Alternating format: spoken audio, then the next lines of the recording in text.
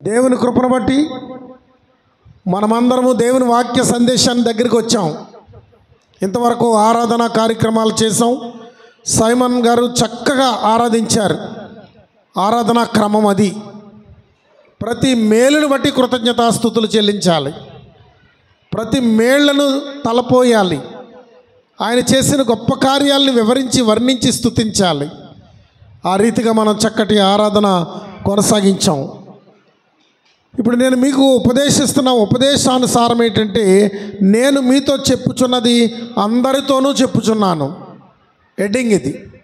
నేను మీతో చెప్పుచున్నది అందరితోనూ చెప్పుచున్నాను అంటే మనకే కాదు, సర్వలోకానికి మెసేజ్ ఇస్తున్నాడు దేవుడు.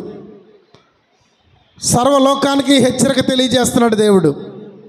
అందరికీ కావలసింది ఇది, అందరికీ తెలియవలసింది ఇది, అందరూ తెలుసుకోవలసింది ఇది. దానినే మనం తెలుసుకుందాం ఈరోజు. అదేంటనంటే మార్కు సువార్త 13వ అధ్యాయము 37వ వచనంలో ఇలా చెప్తున్నాడు. మార్కు సువార్త 13వ అధ్యాయము 37వ వచనం. అది నేను చెప్పిన మాట కాదు, ప్రభువే చెప్తున్నారు. చదవండి. నేను మీతో చెప్పుచున్నది అందరితోనూ చెప్పుచున్నాను. అదిగో ఉంది కదా హెడ్డింగ్. నేను మీతో చెప్పుచున్నది అందరితోనూ చెప్పుచున్నాను, మెలకువగా నుండుడని. అది ఏమిటది? మెలకువగా ఉండుడని. అందరితోనూ చెప్తున్న మాట అది. పిల్లరా, మెలకువగా ఉండాలి. ఎందుకు మెలకువ? ఆ వీధిలో సింహం ఉందంటే, చిరతపులి తిరుగుతుందంటే, నువ్వు ఆ వీధిలోకి వెళ్తున్నప్పుడు ఎవరన్నా నీకు వీధి ఎంట్రన్స్లో ఈ వీధిలో చిరతపులి తిరుగుతుందంటే నువ్వు ఎలాగెళ్తావు? అనాలోచనగా వెళ్తావా? జాగ్రత్త లేకుండా వెళ్తావా? అలాంటి పరిస్థితులను వెళ్ళినట్టయితే దాని నోట్లో పడిపోతావు, అది నిన్ను మింగేస్తుంది. కనుక ప్రియులారా, ఉపద్రవం ఉంది, నాశనం ఉంది. మెలకువగా ఉండుడి. అందరికీ తెలియజేస్తున్న సత్యం ఇది. లోకస్తులు మత్తులై ఉన్నారు, క్రైస్తవులు మత్తులై ఉన్నారు. నేటి దినాన్న ప్రార్థన లేని క్రైస్తవులు, బైబిల్ చదవని క్రైస్తవులు, ఆరాధన మానేసే క్రైస్తవులు, దేవుని నిబంధనలకు కట్టుబాట్లకు వ్యతిరేకంగా ప్రవర్తించే క్రైస్తవులు చాలామంది ఉన్నారు ఈ రోజున. కానీ దైవజనులు హెచ్చరిస్తున్నారు, పరిశుద్ధాత్మ దేవుడు హెచ్చరిస్తున్నాడు. ఏంటనంటే మెలకువగా ఉండు, నువ్వు జాగ్రత్త పడు, సమయం వచ్చింది. ఎందుకొరకనంటే ప్రియులారా, మనము ఎవరమో ఇక్కడ తెస్సలోనికి రాసిన పత్రిక 5వ అధ్యాయం 8 నుంచి 9 వచనాలు మనం చూద్దాం.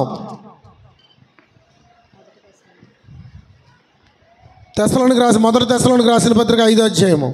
మనము పగటి వారమై ఉన్నాము కనుక మత్తులమై ఉండక విశ్వాస ప్రేమలను కవచము రక్షణ నిరీక్షణయును శిరస్త్రాణమును ధరించుకొందుము. యుద్ధానికి వెళ్ళేవాడికి శిరస్త్రాణం చాలా అవసరం. ఎందుకంటే తల పగిలిపోతే అక్కడే కుప్పకూలిపోతాడు, ఇంక యుద్ధం చేయలేడు. తల మీద ఎన్ని దెబ్బలు తగిలినా శిరస్త్రాణం ఏం చేస్తుందంటే కాపాడుతూ ఉంటుంది. చేయి తెగినా యుద్ధం చేయొచ్చు, కాలు తెగినా యుద్ధం చేయొచ్చు, కొంతవరకు తను పోరాడవచ్చు. తల తెగిపోతే ఇంక యుద్ధం చేయలేడు. కనుక ఒక చక్కటి నెట్ సోలర్ వరకు దిగి, ఇత్తడితో తయారు చేయబడినటువంటి నెట్ సోలర్ వరకు దిగి, ఈ సోలర్ కవర్ చేస్తూ, ఈ మెడను కవర్ చేస్తూ, ఈ తలను కవర్ చేస్తూ ఒక శిరస్త్రాణం ఉంటుంది. శిరస్త్రాణము అది నీకు కావాలి. ఏంటి అదే? విశ్వాసము, ప్రేమ అనే కవచము, నిరీక్షణనే శిరస్థానము. కనుక నిరీక్షణ ఉంది ఇందులో, మెలకువ, జాగ్రత్త, ఎదురుచూపు. కనుక ప్రియులారా, మనం జాగ్రత్తగా గమనించవలసినటువంటి సత్యం ఏంటంటే, మనము మెలకువగా ఉండాలి. మనం పగటివారమే కానీ చీకటిలో ఉండేవారము కాము. ఎందుకంటే లోకమంతా చీకటిలో ఉంది. దేవుడు లోకమునకు వెలుగై ఉన్నాడు. లోకమునకు వెలుగై ఉన్న లోకము ఆ వెలుగును గ్రహించలేకపోయింది, ఆ వెలుగును గమనించలేకపోయింది. కనుక లోకము అంధకారంలో ఉంది. వాక్యమనే వెలుగు, వాక్యమనే సత్యము లోకానికి అందింది, కానీ లోకము దాన్ని గ్రహింపకై ఉన్నది. ప్రియులారా, సత్యమనే వెలుగు పొందుకున్న వారం మనం. క్రీస్తు రక్తంలో కడగబడి వెలుగును చూసిన వారము, వెలుగుమయమైన వాక్యమును గైకొన్న వారము. మనము మత్తుల వలె ఉండకూడదు, అంధకార సంబంధుల వలె ఉండకూడదు, అజ్ఞానుల వలె ఉండకూడదు. మనకు మెలకువ చేస్తున్నాడు. ఏంటి ఆ మెలకువ అంటే? అది దేవుని యొక్క తీర్పు దినమనే మెలకువ. ఆ మెలకువను కలిగి ఉంటూ నేను అందరితోనూ చెప్పుచున్నాను, మీతోని చెప్పుచున్నాను. మనము పగటి వారమై ఉన్నాము గనుక మత్తులమై ఉండక విశ్వాసమును ధరించుకుందాము. ఏం ధరించుకోవాలి? విశ్వాసం కలిగి ఉండాలి. రెండవది ఏం కలిగి ఉండాలి? విశ్వాసులందరూ ప్రేమ కలిగి ఉండాలి. ఏ ఒక్కరు కూడా నాశనం అయిపోకుండా, ఏ ఒక్కరు అగ్నిలోకి పోకుండా ప్రతి వారిని రక్షించేలాగా నీ సహోదరుడితో కలిసి పనిచేస్తావు, కానీ నీ సహోదరుని దేవుని మందిరానికి నడిపించలేవు. నువ్వు రక్షణ పొందావు, దేవుణ్ణి ఎరిగిన వాడివి, కష్టపడి పని చేస్తున్నావు, తెచ్చుకుంటున్నావు, ఆరోగ్యంగా ఉన్నావు, నీ జీవనాన్ని గడుపుకుంటున్నావు. నీ రక్షణ ఎందుకు నిర్లక్ష్యం చేస్తున్నావు? నీ రక్షణ నిర్లక్ష్యం చేసినప్పుడు ఉగ్రత దినమందు నువ్వు ఎలా తప్పించుకుంటావు? దేవుని ఉగ్రత దినము లోకానికి ఉంది. అందరితో చెప్పిన దేవుడే నీతో చెప్తున్నాడు అని ఈరోజు వాక్యం మాట్లాడుచుండగా ఈ వాక్యం విని వెళ్ళి నీ సహోదరుని హెచ్చరించు, నీ సహోదరుని హెచ్చరించు. దేవునికి దూరం అయిపోయే వాళ్ళని దగ్గరగా చేయి. అనేకులను దేవుని తట్టుకు నడిపించు. అనేక ఆత్మలను దేవుని వైపు చేరదీయి. పరిశుద్ధుని వైపు నడిపించు, పరిశుద్ధతలోకి నడిపించు. చీకటిలో ఉన్న వారికి వెలుగును చూపించు. దేవుని వాక్యం అదే సెలవిస్తూ ఉంది ఈ రోజున. కనుక ప్రియులారా 8-9 చదివరా? 5వ వచనం. ఎందుకనగా మన ప్రభువైన యేసుక్రీస్తు ద్వారా రక్షణ పొందుటకి దేవుడు మనల్ని నియమించెను. అది దేవుడు ఎందుకు నియమించాడు మనల్ని? ఆయన ఈరోజు చెప్తున్నాడు మనం వెలుగు సంబంధమని. ఆయన ఈరోజు చెప్తున్నాడు మనం చీకటి వారము కాదని. ఆయన ఈరోజు చెప్తున్నాడు ప్రేమ కలిగి ఉండమని. ఆయన ఈరోజు చెప్తున్నాడు విశ్వాసము కలిగి ఉండమని, రక్షణ అనే శిరస్త్రాణము కలిగి ఉండమని.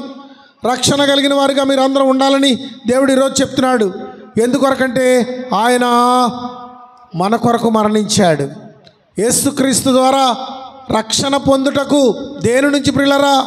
ఈ అల్పకాలిక శ్రమల నుంచి కాదు, ఈ అల్పకాలిక కష్టాల నుంచి కాదు. మనం ఎంతసేపు ఏమనుకుంటామంటే ఈరోజు కష్టం పోతే బాగున్ను, ఈరోజు శ్రమ పోతే బాగున్ను అనుకుంటాం. ఈ అల్పకాలిక శ్రమల నుంచి కాదు, నిత్య నరకాగ్ని నాశనకరమైన ఉగ్రత నుండి తప్పించబడటకు దేవుడు మనల్ని పిలిచాడు. ఈ అల్పకాలిక శ్రమల నుండి తప్పించబడడానికి కాదు దేవుడు మనల్ని పిలుస్తా. ఈ లోకంలో మనుషులందరికీ కలిగే శ్రమలే మనకు కలుగుతాయి. శ్రమ లేని వాడు ఎవడు ఉండడు. ప్రతి ఒక్కరికి శ్రమ కలుగుతుంది. మనం దేవునికి దగ్గరగా ఉండాలని దేవుడు కోరుతున్నాడు. ఒక తండ్రి ఉన్నాడట. ఆ తండ్రి ఆ కొడుక్కి రోజు సరిపడినంత ధనం ఇస్తున్నాడట. ఆ కొడుకు లోకంలోకి వెళ్ళి ఖర్చు పెట్టుకుని సాయంకాలం వరకు ఆ ధనాన్ని ఖర్చు పెట్టుకుని ఎంజాయ్ చేస్తున్నాడు. సాయంకాలం 4-5 అయ్యేసరికి డబ్బులు అయిపోతున్నాయి. ఆ 5 గంటలకి, 6 గంటలకి, 7 గంటలకి, 8 గంటలకి కొంచెం కష్టంగా ఉంటుంది తనకి. ఎందుకంటే శ్రమ స్టార్ట్ అవుతుంది. డబ్బులు లేవు కనుక, అతను ఖర్చు పెట్టడానికి డబ్బులు అయిపోయి కనుక కొన్ని విషయాల్లో ఇబ్బంది పడుతున్నాడు. తను ఏమనుకున్నాడంటే ఇదంతా ఎందుకు, మా నాన్నగారి దగ్గరికి వెళ్ళి అడుగుదాం. నేను ఒక్కడనే కొడుకుని, నాకు కావలసినంత ఉంది, నా తండ్రి కావలసినంత సంపాదించాడు, అది తండ్రి దగ్గర పెట్టుకుని రోజు రోజు ఇవ్వడం ఎందుకు?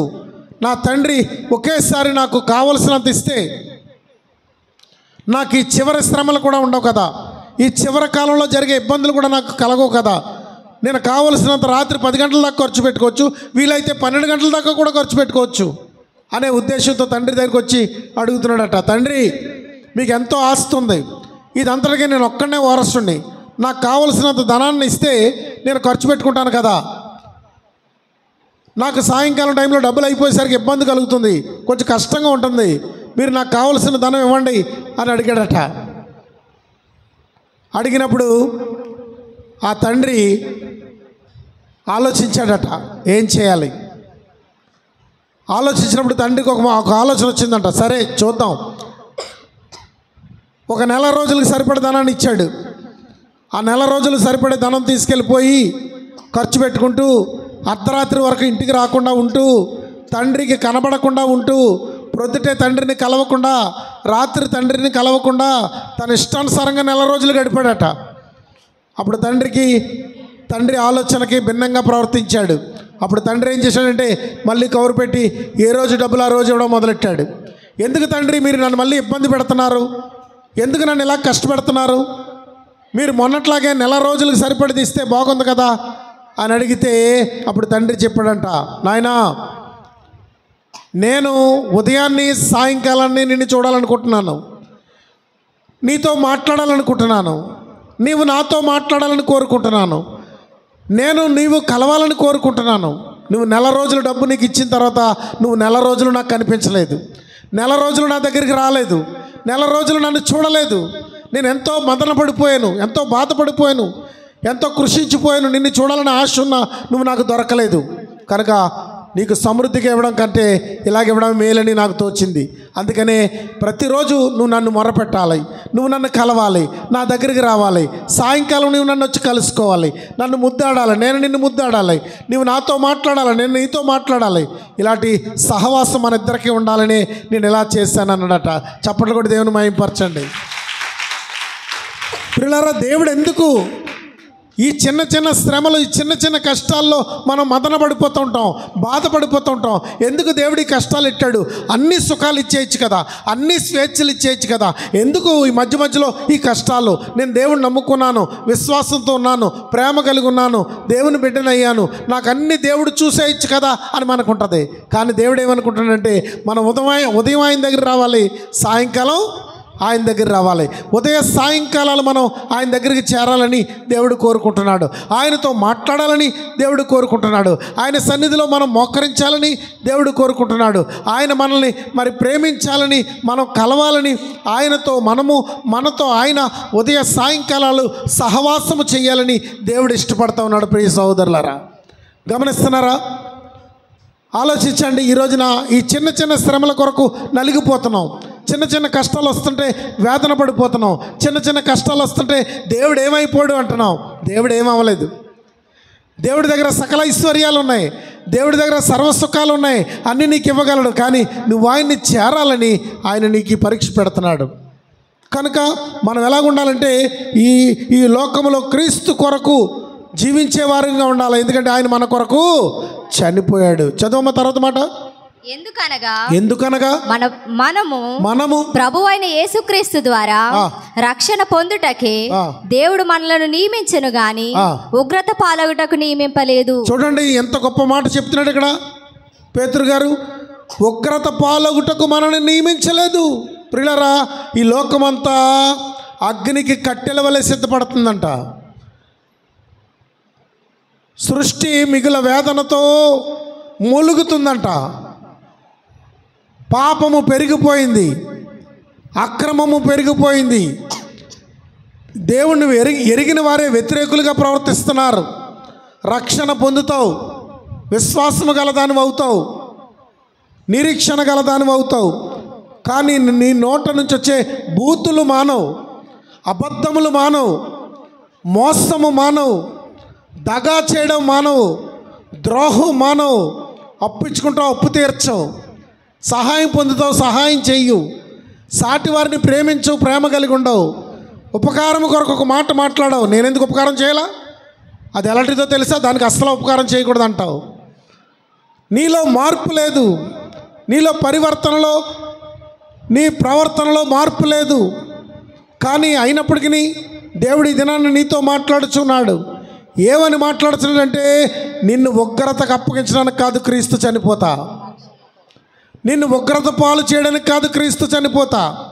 ప్రభువైన యేసుక్రీస్తు వారు ఎందుకు ఈ లోకానికి రావాల్సి వచ్చింది, ఆయన ఎందుకు చనిపోవాల్సి వచ్చిందంటే ఉగ్రత నుండి మనల్ని విడిపించుటకు అని చెప్తా ఉన్నాడు.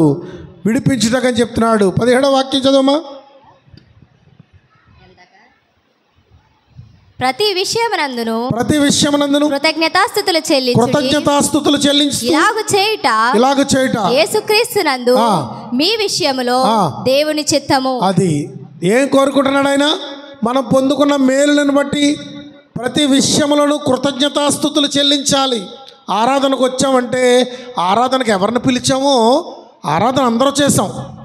ఆశ్చర్యకరుడా స్తోత్రం, ఆలోచనకర్త స్తోత్రం, బలమైన దేవా నిచ్చుండగు తండ్రి, సమాధాన అధిపతి స్తోత్రం. అందరూ ఆరాధించాం, మహిమపరిచాం, ఒక వ్యక్తిని ఇక్కడ పిలిచి ప్రత్యేకించి మనందరి తరపున ఆరాధించమని చెప్పినప్పుడు ఆ వ్యక్తి ఆరాధించేటప్పుడు కృతజ్ఞతాస్తుతులతో కృతజ్ఞతలు హృదయంలో పెట్టుకుని కృతజ్ఞతాపూర్వకంగా సంఘమంతటిని ఉద్దేశించి, పరిచర్యను ఉద్దేశించి, ప్రభు శ్రమను ఉద్దేశించి, దేవుని ప్రేమను ఉద్దేశించి, లోకానికి కలగబోతున్న నష్టాన్ని ఉద్దేశించి, లోకానికి ప్రత్యక్షమవుతున్న దైవకుమారుని ఉద్దేశించి, బయలుపరిచిన దేవదూతలను ఉద్దేశించి, పంపబడిన వర్తమానమును ఉద్దేశించి, తెరవబడే పరలోకమును ఉద్దేశించి, మనకి ఇవ్వబడిన ఆ జీవ వృక్ష ఫలములను ఉద్దేశించి, పరలోకములో దేవదూతలతో మనకి ఇవ్వబడిన సహవాసమును ఉద్దేశించి ఆరాధించాలి. కృతజ్ఞత ఆరాధనది. ఆ ఆరాధన తెలుసుకోవాలి. ఎందుకంటే ఈ సంఘం ఆరాధన మీద బేస్ అయిన సంఘం, చాలా అద్భుతమైన ఆరాధన చేసే సంఘం ఇది. అందరూ ఆరాధించే వారిగా ఉండాలి. అందుకే 17వ వాక్యంలో మాట చెప్తాడు, ప్రతి సమయమందున ఎలా ఉండాలట? కృతజ్ఞతాస్తుతులు చెల్లించేవారు. ఇప్పుడు చెప్తున్నాడు చూడండి ఏం చెప్తున్నాడు. 1 తెస్సలోనికీయులకు రాసిన పత్రిక 5వ అధ్యాయం 3వ వచనం. లోకులు నెమ్మదిగా ఉన్నది భయమేమీ లేదని చెప్పుకొనుచుండగా గర్భిణీ స్త్రీకి ప్రసవ వేదన వచ్చినట్లు వారికి ఆకస్మికముగా నాశనము తటస్థించును గనుక వారెంత మాత్రమును తప్పించుకొనలేరు. ఏం చెప్తున్నాడు? ఈరోజు లోకముతో చెప్తున్నాడు, నీతోని చెప్తున్నాడు. ఒక ప్రాముఖ్యమైనటువంటి మర్మమును చెప్తున్నాడు ఆయన. ఆ మర్మం ఏందనగా, గర్భిణీ స్త్రీకి ప్రసవ వేదన వస్తుంది. ఆమె కూర్చుని ఉండగా ప్రసవ వేదన వస్తుంది. ఆమె పడుకుని ఉండగా ప్రసవ వేదన వస్తుంది. ఆ ప్రసవ వేదన చేత ఆమె విలవిలలాడుతుంది. ప్రసవం అయ్యేదాకా ఆ శ్రమ భరించాలి. ఈ లోకమునకు ప్రసవ వేదన ఉంది. అది ఆకస్మికంగా వస్తుంది. లోకమంతటి మీదకి ఆ శ్రమ రాబోతుంది. లోకులు నెమ్మదిగా ఉన్నది, భయమేమీ లేదని అనుకుంటున్నారు. ప్రియులారా, గమనిస్తున్నారా? నీవైతే మెలకువ కలిగిన వాడివి, నీవైతే ఎరిగిన వాడివి, నీవైతే సత్యము తెలిసిన వాడివి, నీవైతే వాక్యము ఉపదేశం పొందిన వాడివి, నిరీక్షణ కలిగిన దానివి. లోకస్తుల వంటి వారు కాదు మనం. లోకస్తులు నెమ్మదిగా ఉందనుకుంటున్నారు. మన తుఫాన్ వచ్చింది,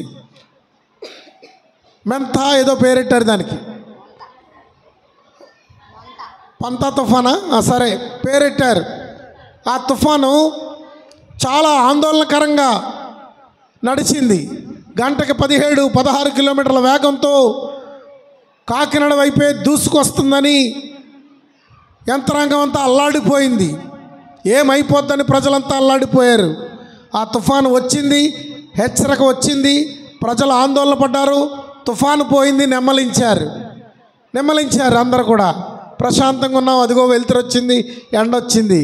కానీ ప్రియులారా, అది ఒక విపత్తు, ఒక భయంకరమైన ప్రమాదం. అది 150 నుంచి 180 కిలోమీటర్ల వేగంతో గాలులు వస్తాయని చెప్పారు. ఎంతో ఆందోళనకరంగా జిల్లా అంతా వణికిపోయింది. అపాయం గురించి హెచ్చరిక ఉండొచ్చు, తుఫాను గురించి హెచ్చరిక ఉండొచ్చు, దేవుని రాకడ గురించి హెచ్చరిక ఉండదు. నిరీక్షణ గలదానివై, విశ్వాసము గలదానివై, ప్రేమ కలిగిన వాడివై విశ్వాసముతో జీవించు. నువ్వు ఎరిగి ఉన్నావు, లోకము ఎరగక ఉంది. అందుకే లోకం అనుకుంటుంది నెమ్మదిగా ఉందనుకుంటుంది. నువ్వు అలాగనుకోవద్దు. నెమ్మదిగా ఉందని నువ్వు అనుకోవాల్సిన అవసరం లేదు. ప్రభు దినం ఎలా వచ్చినట్ట? 5:4 చదవమా. సహోదరులారా, ఆ దినము దొంగ వలె మీ మీదకు వచ్చుటకు, అది దొంగ వలె మీ మీదకు వచ్చుటకు మీరు చీకటిలో ఉన్నవారు కారు. చూసారా? నీకు తెలుసా దినాన్ని గురించి? లోకస్తులకు తెలియదు. ఆకస్మికంగా వస్తుంది లోకస్తుల మీదకి. నెమ్మదిగా ఉందనుకుంటూనే ఉంటారు కానీ వాళ్ళ మీదకి ఆకస్మికంగా వస్తుంది. నీకైతే తెలుసు ఆ దినం గురించి. ప్రభు చెప్పాడు ఆ దినం గురించి. ఆ రోజు ఎలా ఉంటుందో చెప్పాడు కదా. ఆ రోజు ఎంత భయంకరమైందో చెప్పాడు. ఆ రోజు ఎంత ఘోరంగా ఉంటుందో చెప్పాడు. తల్లి జాడ పిల్లకు లేక, పిల్ల జాడ తల్లికి రాక, తల్లి జాడ పిల్లకు లేక, పిల్ల జాడ తల్లికి రాక, చెట్టుకొక్కరు పుట్టకొక్కరై అనాథలై అరిచే రోజు, చెట్టుకొక్కరు పుట్టకొక్కరై అనాథలై అరిచే రోజు, ఆ రోజు శ్రమ నుండి తప్పించే నాథుడు లేడు. ఆ రోజు శ్రమ నుండి తప్పించే నాదుడు లేడు. అదే అదే ఆ రోజు యేసయ్య ఉగ్రత రోజు, లోకమంత శ్రమల రోజు, పాపులంతా ఏడ్చే రోజు, లోకమంత శ్రమల రోజు, పాపులంతా ఏడ్చే రోజు, అదే అదే ఆ రోజు. గమనిస్తున్నారా? ఎంతో భయంకరమైన దినం ఒకటి నియమించబడింది. అది మనకు తెలియచేయబడింది. మనం పగటి వారమై ఉన్నాం, ఎరిగిన వారమై ఉన్నాం. చీకటిలో ఉన్న వారము కాదు, హెచ్చరిక లేని వారము కాదు, గుర్తింపు లేని వారము కాదు, అనాలోచన పరులము కాదు. దేవుని చేత ప్రియ సహోదరుడా హెచ్చరించబడిన వారము, దేవుని చేత ఆ దినము నిమిత్తము తెలియచేయబడిన వారము, ఆ ఉగ్రత దినము నిమిత్తము ప్రకటించబడిన సత్యము బైబిల్లో తప్ప ఎక్కడా లేదు. లోకలు అనుకుంటున్నారు నెమ్మదిగా ఉందని, లోకలు అనుకుంటున్నారు చాలా కాలం ఉంటామని, లోకలు అనుకుంటున్నారు హాయిగా బ్రతుకుతామని. కానీ ప్రియులారా, ఆ దినము దొంగ వలె వచ్చును. అది ఎరిగిన వారము మనము కాదనే విషయాన్ని ఇక్కడ జ్ఞాపకం చేస్తున్నాడు. కనుక ప్రియులారా, కనుక ఎలాగ ఉండమంటున్నాడు? మొదటి పేతురు పత్రిక 1:13 మొదటి పేతురు పత్రిక 1:13 మనుషులు నియమించు ప్రతి కట్టడకును ప్రభువుని నిమిత్తమై లోబడి ఉండు. 2 చదువుతున్నా 1 చదువుతున్నా చూసుకుని చదువు. 1 మొదటి పేతురునా? కాబట్టి మీ మనస్సు అనే నడుము కట్టుకొని చదవమ్మా, చూడు ఎక్కడి నుంచో చూడు. కాబట్టి మీ మనస్సు అనే నడుము కట్టుకొని నిబ్బరమైన బుద్ధి గలవారై యేసుక్రీస్తు ప్రత్యక్షమైనప్పుడు మీకు తేబడే కృప విషయమై సంపూర్ణ నిరీక్షణ కలిగి ఉండు. ప్రియులారా, గమనిస్తున్నారా? ఒక నిరీక్షణ ఆధారమై ఉన్నది. ప్రియులారా, మనకి యేసుక్రీస్తు ప్రభు తీసుకొస్తాడు, అది నిత్య మహిమను తీసుకొస్తాడు. పౌలు గారు అన్నారు, పెళ్లి చేసుకున్నవాడు భార్యను ఎలా సంతోషపెట్టాలా అని తపన పడుతూ ఉంటాడట. పెళ్లి చేసుకున్నది తన భర్తను ఎలా సంతోషపెట్టాలా అని తపన పడుతూ ఉంటుందంట. జీవితకాలం వీళ్ళిద్దరికి ఇదే తపనంట. అవునో కాదో ఆలోచించండి, అవునో కాదో ఆలోచించండి. ఈ రకమైన తపనతో లోకం సాగిపోతుంది. నీ మనసు అనే నడుము కట్టుకో, నిబ్బరమైన బుద్ధి తెచ్చుకో. ఇది శాశ్వతం కాదని గమనించు. ఈ లోకము శాశ్వతమైనది కాదు. ఈ లోకాన్ని ఏమంటాడంటే ఒక ఆయన, లోకమే నటనాలయం, జీవితమే రంగుల వలయం. చూసారా? రంగుల వలయము, నటనాలయము. ఈ లోకము శాశ్వతమైంది కాదు. కనుక ఏమంటాడు? నిరీక్షణ కలిగి ఉండండి. యేసుక్రీస్తు మన కొరకు ఏదో తీసుకొస్తూ ఉన్నాడు.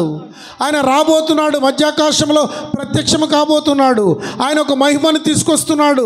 నువ్వు సంఘములో నమ్మకంగా ఉండు, సంఘానికి న్యాయం చేయి, మేలుకరంగా ప్రవర్తించు, ఆత్మలు రక్షించుకో, ఆత్మల భారం కలిగి ఉండు, విశ్వాసుల పట్ల ప్రేమ కలిగి ఉండు, మనస్సు అనే నడుము కట్టుకో. ఎలా పడితే అలా పోనేక నీ నువ్వు మనసును స్థిరపరచుకో. నీకు కలిగిన దాని యందు తృప్తి పొందు. దేవుడు నీకు ఇచ్చిన కట్టడల ప్రకారంగా ఆయనకి ఇవ్వాల్సింది ఆయనకి, నువ్వు తీసుకోవాల్సింది నువ్వు తీసుకో. నిబంధనల ప్రకారంగా ఉండు. నిబంధనల ప్రకారంగా నువ్వు లేకపోతే మోసపోతావు. చాలామంది మోసపోతున్నారు. వాళ్ళు ఏం చేస్తారంటే వాళ్ళు దేవునికి ఇచ్చేదాన్ని దోచుకుంటున్నారు. నేను దశమ భాగాలు ఇవ్వండి, దశమ భాగాల్లో అని దాని గురించి నేను చెప్తలేదు. ఒక కట్టడం మనకు నియమించింది, అది శ్రేష్ఠ భాగమైన దశమ భాగమైన ఒక నియమం మనకు నియమించబడింది. దాంట్లో నువ్వు దోచుకునేవాడిగా దొంగగా ఉంటే మరి నీ లెక్క ఏమవుతుంది? దాని విషయంలో నమ్మకత్వం కావాలి. ప్రభు రాకడ విషయంలో నమ్మకత్వం కావాలి. ప్రభు సన్నిధిలో నమ్మకత్వం కావాలి. ఆయన రాకడ కొరకైనటువంటి వాగ్దానాన్ని చేతపట్టుకుని నిరీక్షణ గలవారమే ఎదురు చూడాలి, మెలకువగా ఉండాలి. మనం పగటి వారము కానీ రాత్రి వారము కామనే విషయాన్ని తెలియజేస్తా ఉన్నాడు. ఏమన్నాడు? 1:13 మళ్ళీ చదవమ్మా. కాబట్టి మీ మనస్సుని నడుము కట్టుకొని నిబ్బరమైన బుద్ధి గలవారై యేసుక్రీస్తు ప్రత్యక్షమైనప్పుడు మీకు తేబడే కృప విషయమై సంపూర్ణ నిరీక్షణ కలిగి ఉండుడి. కృప అంటే ఏంటి తెలుసా? వట్టినే ఇచ్చేది. నువ్వు ఇది ఇన్ని చేసావు నీకు ఇన్ని ఇస్తున్నాను, నువ్వు ఇన్ని చేసావు నీకు ఇన్ని ఇస్తున్నాను అనేది కాదు. ఉచితంగా ఇచ్చేది, వట్టినే ఇచ్చేది. మనకు అనుగ్రహించబడే కృప. మనకు అనుగ్రహించబడే కృప ఎదుట ఈ లోకపు శ్రమలు ఎన్నదగినవి కాదంటాడు ఒక చోట. మనకు దేవుడు అనుగ్రహించే కృప ఎదుట ఈ లోక భోగాలు ఎన్నదగినవి కాదంటాడు ఒక చోట. ఈ లోక భోగాలు కానీ ఈ లోక సుఖాలు కానీ ఆయన ఇచ్చే కృప ఎదుట ఎన్నదగినవి కాదు. ఆయన ఇచ్చే కృప ఎదుట ఈ లోకపు శ్రమలు ఎన్నదగినవి కాదు.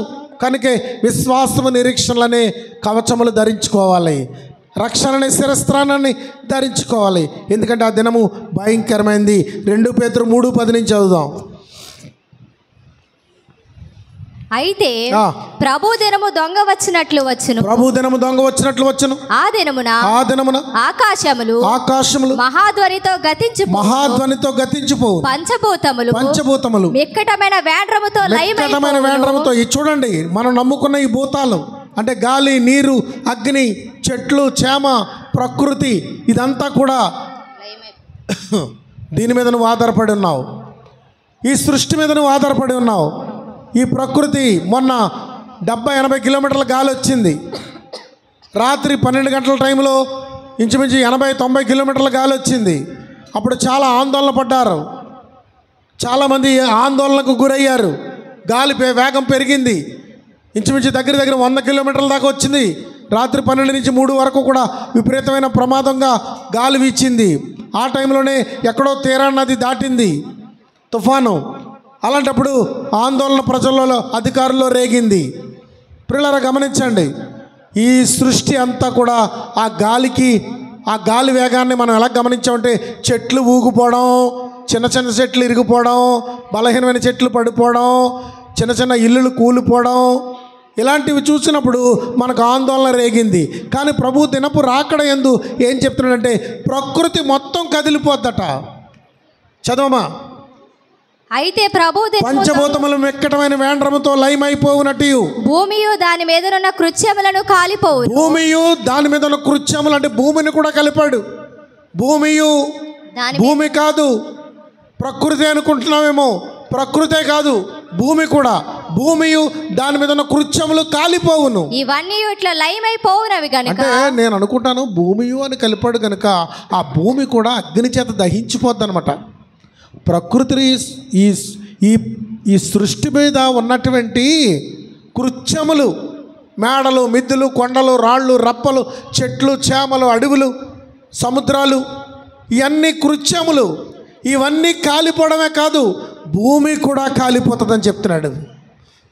భూమియు దాని మీద ఉన్న కృత్యములు కాలిపోవును. ఇవన్నీ ఇట్లా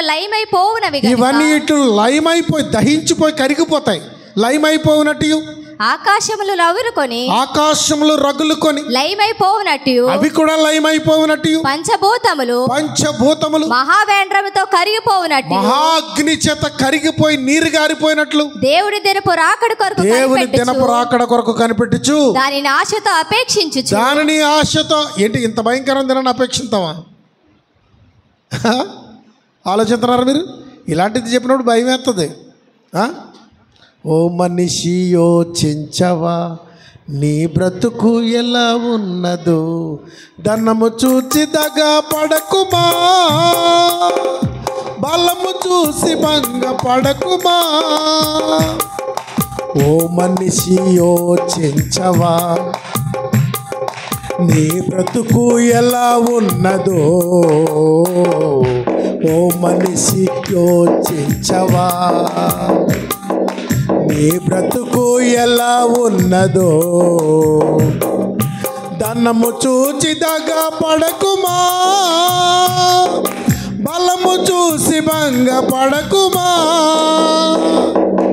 ఆ రోజు శ్రమ నుండి తప్పించే నాథుడు లేడు, ఆ రోజు శ్రమ నుండి తప్పించే తీర్చే నాదుడు లేడు. అదే ఆ రోజు యేసయ్య ఉగ్రత రోజు, లోకమంత శ్రమల రోజు, పాపులంతా ఏడ్చే రోజు, లోకమంత శ్రమల రోజు, పాపులంతా ఏడ్చే రోజు. అదే ఆ రోజు. చూద్దాం ఇంకేమంటున్నాడు. అగ్ని జ్వాలల చేత సర్వము కాలిపోతూ ఉన్నప్పుడు, సమస్తము దహించుకుపోతూ ఉన్నప్పుడు, కానీ వెలుగుమయమైన నీవు, నిరీక్షణ కలిగిన నీవు, రక్షణనే స్థిరస్థానము కలిగిన నీవు ఆ దినము కొరకు ఆశతో అపేక్షించు. ఆయన ఇచ్చే భరోసా చూసారా ఎంత బాగుందో? ఆయన ఇచ్చే ధైర్యం చూసారా? ఆశతో ఏం చేయాలంటే మనం అపేక్షించాలట, ప్రార్థించాలా. ఓ దేవా, నీ దినపు రాకడ ఇప్పుడు. సృష్టి ప్రార్థిస్తుందంట, మిక్కిలి వేదనతో ప్రసవ వేదన పడుతుందంట, సృష్టి మిగిలి వేదనతో కుమిలిపోతుందంట. అయ్యా ఎంతకాలము నాదా సత్యస్వరూపి, నువ్వెందాకా తీర్పు తీర్చు అని సృష్టి ఏడుస్తుందంట. కానీ పాపి అయిన మానవుడు ఏడడం లేదు. ఇంకా పాపములోనే, ఇంకా వ్యతిరేకతలోనే, ఇంకా దైవ విరుద్ధమైన కార్యాలతోనే, దుర్మార్గమైన పనులతోనే ఆ చివర కూర్చుంటారు. ఆరాధనకు వచ్చి పిల్లలతో ఆడుకుంటారు.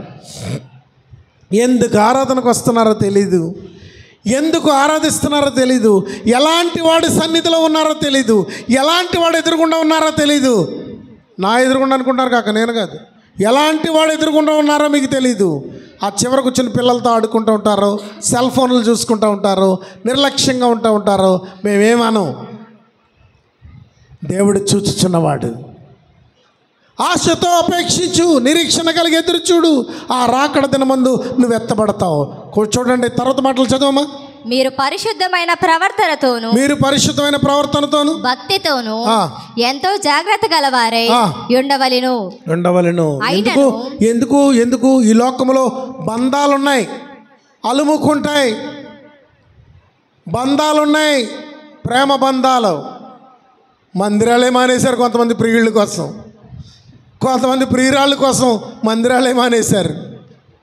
కొంతమంది లోకాశల కోసం ఉద్యోగాలు వచ్చాయి కనుక ఇంకా దేవుడి దగ్గరికి వెళ్ళక్కర్లే, పని దొరికింది కనుక దేవుడి దగ్గరికి వెళ్ళక్కర్లే, మాకు ఆ కథ నడుస్తుంది కనుక ఇంకా దేవుడితో పని లేదు. ఈ బంధాలు లోకంలో బంధిస్తాయి ప్రియులారా.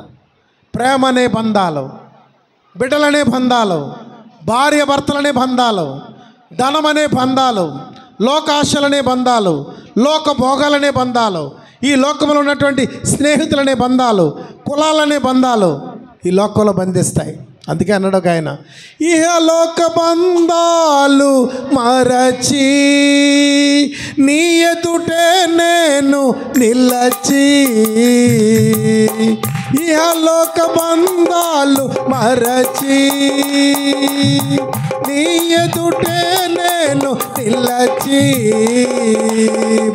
నీవిచ్చు బహుమతులు నే స్వీకరించి, నీవిచ్చు బహుమతులు నే స్వీకరించి, నిత్యానందముతో పరవశించు వేళ ఏమవుదునో. చప్పట్లో. ఏమవుదునో నేనేమవుదునో, ఏమవుదునో అందరూ పాడండి. ఏమవుదునో నేనేమవుదునో, ఎవరు సమీపించలేని తేజస్సులో నివసించు నా యేసయ్యా, నీ మహిమను ధరించిన పరిశుద్ధులు నా కంట పడగానే, నీ మహిమను ధరించిన పరిశుద్ధులు నా కంట పడగానే, ఏమవుదునో నేనేమవుదునో, ఏమవుదునో నేనేమవుదునో, ఏమవుదునో నేనేమవుదునో, ఏమవుదునో నేనేమవుదునో. దేవునికి స్తోత్రం. ఏమైపోతావు తెలుసా? తర్వాత చదువు, 13వ వాక్యం చదువు, 13వ వచనం చదువు. అయినను మనం ఆయన వాగ్దానమును బట్టి ఇదిగో మెలకువగా ఉన్నవారమని చెప్పాడు, వెలుగు సంబంధమని చెప్పాడు, నడుము కట్టుకోమని చెప్పాడు, నిబ్బరమైన బుద్ధితో ఉండమని చెప్పాడు, విశ్వాసము ప్రేమ అనే కవచము ధరించుకొని చెప్పాడు, రక్షణ అనే శిరస్త్రాణం ధరించుకొని చెప్పాడు, దేవుని కట్టడల పట్ల, విధుల పట్ల, దేవుని సంఘము పట్ల బాధ్యత కలిగి ఉండని చెప్పాడు, ఆసక్తికరంగా ఉండని చెప్పాడు. ఏనాడైనా కీడు చేస్తే లోకములో దేనికైనా నువ్వు కీడు చేయొచ్చేమో కానీ దేవుని సంఘమునకు, దేవుని మహిమకు కీడు చేయకు. దేవుని సంఘమును పాడు చేయవాడిని దేవుడు పాడు చేస్తాడు. ఇప్పుడు పాడవకపోవచ్చును, ఇప్పుడు ఏమి అవ్వకపోవచ్చు, కానీ దేవుని సంఘాన్ని పాడు చేసావా నువ్వు జీవితంలో పూర్తిగా పాడైపోతావు. కనుక ఈ నిరీక్షణతో, ఈ కట్టుబాట్లతో, ఈ సంఘములో విశ్వాసంతో క్రీస్తు రాకడ కొరకు ఎదురు చూసిన మనం ఏమవుతామంట? ఏమవుతాం? క్రొత్త ఆకాశము కొరకును, కొత్త భూమి కొరకును కనిపెట్టుచున్నాము. వాటి యందు నీతి నివసించు. అదే ఎవరు సమీపింపలేని తేజస్సు అంటే అదే, నీతి నివసించును. అందులో ఏమి నివసిస్తుంది? నీతి నివసించును, నీతి నివసించును. ఈ నీతి లేని లోకములో భార్య చేత మోసగించబడి, భర్త చేత మోసగించబడి, అన్నదమ్ముల చేత మోసగించబడి, స్నేహితుల చేత మోసగించబడి, నమ్మించి వంచన చేసిన వారి చేత మోసపోయి, వంచనకారులతో నష్టపోయి, ఎన్నో రీతులుగా చితికిపోయి, కూలిపోయి, కృంగిపోయిన హృదయంతో నలిగిపోయి ఉన్నావే, నీ వేదన తీర్చడానికే ఆయన సమీపింపరాని తేజస్సులో ఉన్నాడు. ఆయన ముఖాన్ని ప్రత్యక్షంగా చూస్తావు, ఆయన ముఖాన్ని ప్రత్యక్షంగా చూస్తావు, ఆయన తేజస్సును చూస్తావు. ఆ క్రొత్త భూమిలో, క్రొత్త ఆకాశంలో, నీతి నివసించే స్థలములో యుగయుగములు దేవునితో ఉంటావు. అట్టి కృపదేవుడు మనకు అనుగ్రహించడానికి ఇష్టపడతా ఉన్నాడు. ప్రియులారా, తల్ల వంచండి, ప్రార్థన చేసుకుందాం. ప్రేమాస్వరూపుడు అయిన మా తండ్రి, మీకు వేలాది స్తోత్రాలు. తండ్రి, ఈ మధ్యకాల సమయంలో మీరు మాతో మాట్లాడిన ప్రతి అంశాన్ని బట్టి మిమ్మల్ని స్తుతిస్తూ ఉన్నాం. నాయన, మీరు మాకు విశ్వాసమును అనుగ్రహించి ఉన్నారు, ప్రేమను అనుగ్రహించి ఉన్నారు.